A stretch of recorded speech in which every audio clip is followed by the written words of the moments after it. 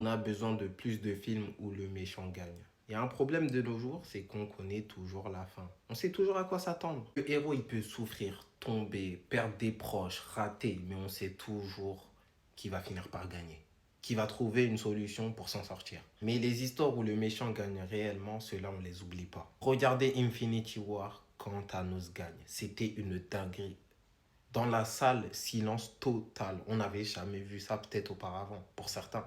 Les héros disparaissent. Le silence total dans la salle. Personne ne parlait en sortant de sa salle de cinéma. Pourquoi? Parce que pour une fois, le mal l'emporte. Mais même là, c'était temporaire, parce qu'on savait qu'un autre film allait venir après Infinity War, Avengers Endgame, pour réparer tout ça. Et pourtant, on a eu des films où on pourrait dire que le méchant a gagné. Par exemple, Seven. Le tueur réussit son plan, les héros perdent. Tu sors du film avec un malaise qui te suit des années après. Et pareil pour le film Watchmen.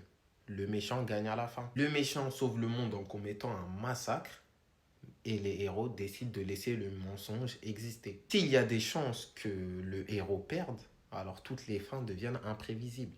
Et ça, c'est incroyable. Et ça, pour plusieurs raisons, hein. Ce serait incroyable, ce serait fort.